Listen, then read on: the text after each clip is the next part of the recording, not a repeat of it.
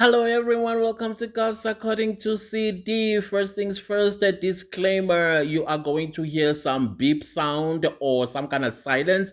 That's because I will be phasing out these three letters. It's of a virus that is ravaging people through cloth or through bodily fluids type of situation when you are not wearing protection. You know that virus? Yes, that virus. So that YouTube does not flag the video.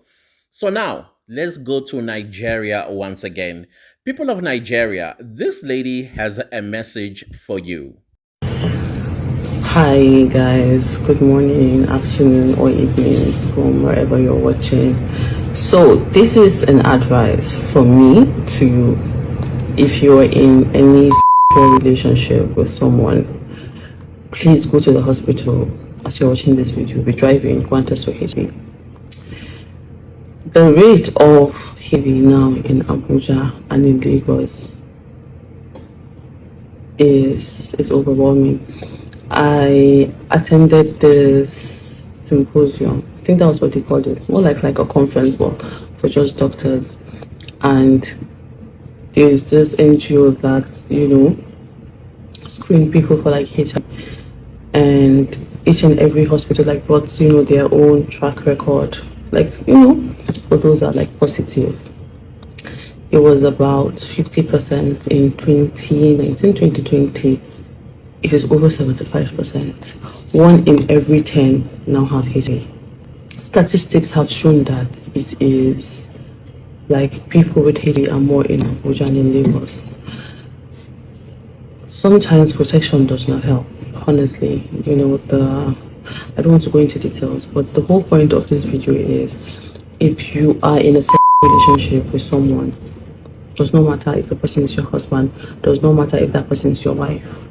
If your husband could have side chicks, your wife could have side niggas, your girlfriend could have other guys, your boyfriend could have other boyfriends.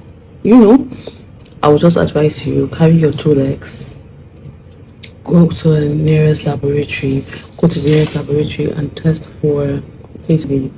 It is better to know early, and it is also better to know if you have it or not. And if you do not have it, be more careful because it is rampant. It is spreading rapidly. I am telling you that it is very bad. That symposium was something that the numbers they were giving were based upon evidence. So please, it does not matter if you're married, you don't know what your husband is doing. It does not matter if you don't know what your wife is doing. You only know yourself, but you do not know your partner. You can't know them too well like that. And even if you know them, this is something that should be done at least every 6 months. So please go to the nearest laboratory, go and test for it. Guys, go and test for HIV. When you sleep with someone with HIV, it takes 3 to 4 months before you could get it. That does not mean that you do not have it. That means you've not contacted it. But when a blood test is done, at least it takes that period of time for it to show. So just because you did it now does not mean you do not have it. You have to test again after 3 months, and after 3 months you have to make sure that it does not matter if you're going to sleep with the person within 3 months or not. So if you test it now, please have a second one after 3 months.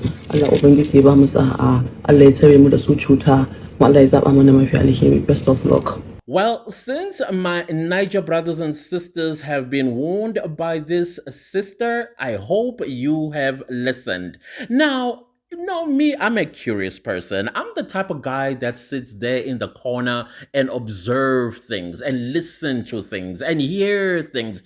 Try to understand where is this coming from? Because to me, it never ever made sense. It's like, crime statistics.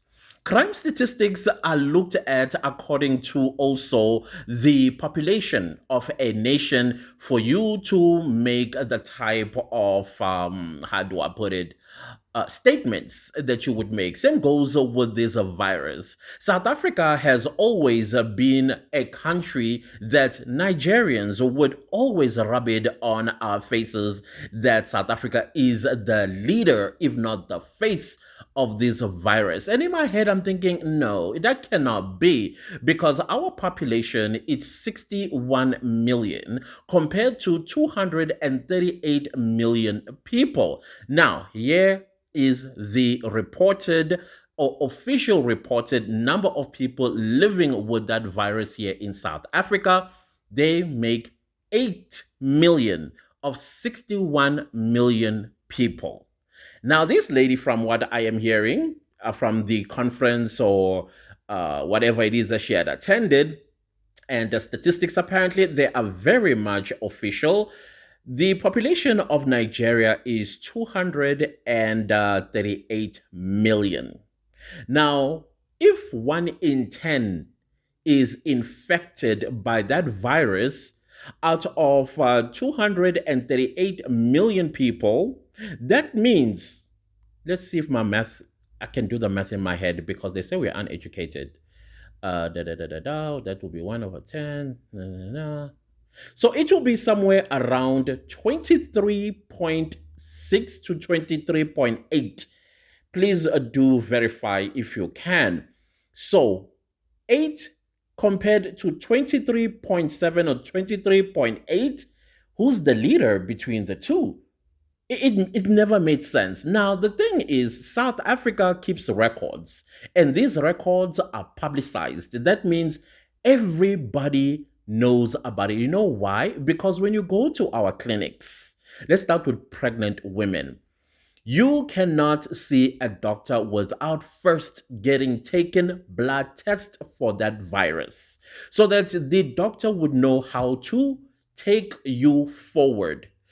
So that when the time comes and you give birth to the child, there will not be child mother to child infection type of situation. So the moment she is diagnosed with the virus, she will get a medication treatment. I'm not quite sure what it's called. I think it's nevirapines or something, somewhere there. So that it protects the child at birth from getting infected and be born with the virus. So already all pregnant women in South Africa have been tested and recorded.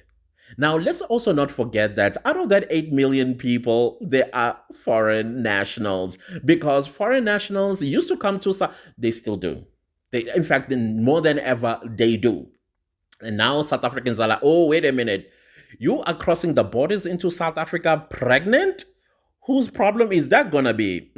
Yes. So they're still coming here. Back in the day, before South Africa shut down the when a child of a foreign national is born in South Africa is automatically a South African, and so they wanted to the children to be born South Africans. Remember, it used to be called pregnancy tourism. And when South Africa closed that tab, guess where they started going to? To the United States. So we are not talking about that. We're talking about recording. So that is why we know that there are 8 million people in South Africa that live with the virus. Okay. And I'm telling you again, the most of them are foreign nationals. All right. But, anyways, let's continue. And then, of course, anyone else as well that falls ill, there's also the virus screenings that you will find absolutely anywhere and everywhere. In our country, there will be campaigns. I'm not quite sure when was the campaign. I think it was the 2nd of December. Do we still have that virus day? Do we still have it? I think it was the 2nd of December. I have not heard of it in a very long time, but they will put up like these testing stations, like screen testing. And then, of course, people volunteered. People used to stand in queues because they wanted to know their status. And yeah, and then more records that will be kept. But I found out that in green, white, and green, oh no, they don't do that.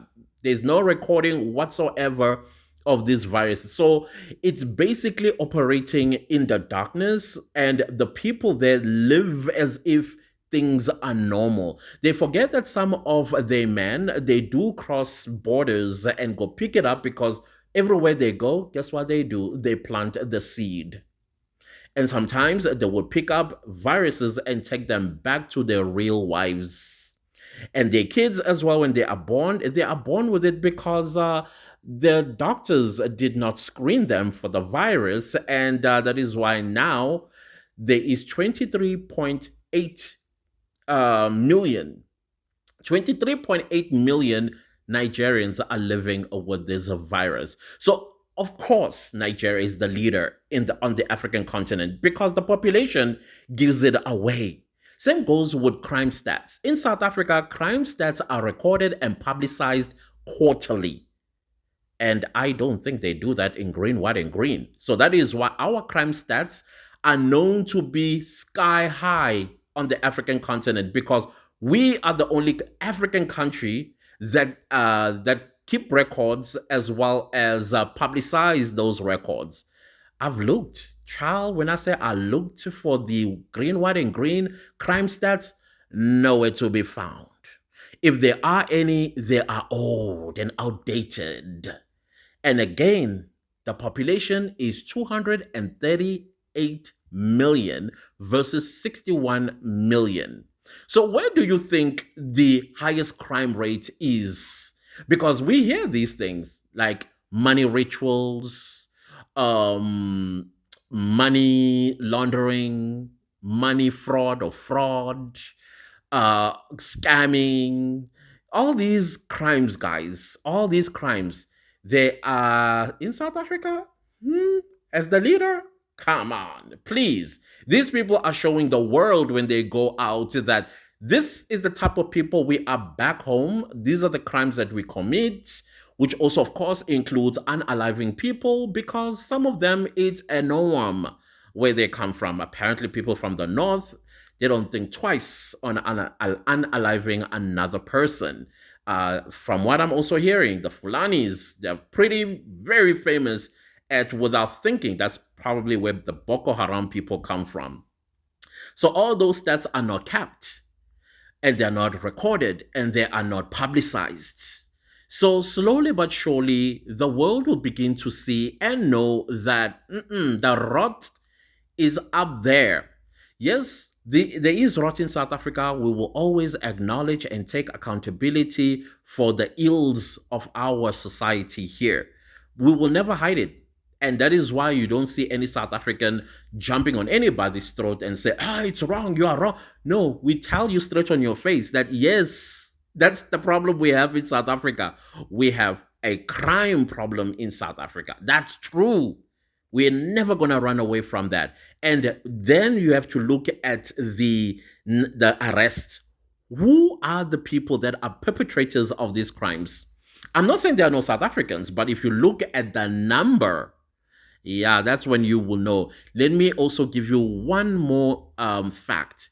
South Africa spends 11 million rand a day on foreign nationals that are in our prisons. 11 million rand. I don't know how much that is in your country, but let's see how much that in naira. Okay, I don't know what the naira is, so let me just do a quick Google here.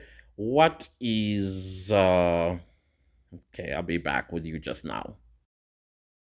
Okay, I'm back. So it is 950,864,721 rand. Wow, that is a lot of money. Yeah, a day. That's what how much South Africa spends on foreign nationals in our jails today.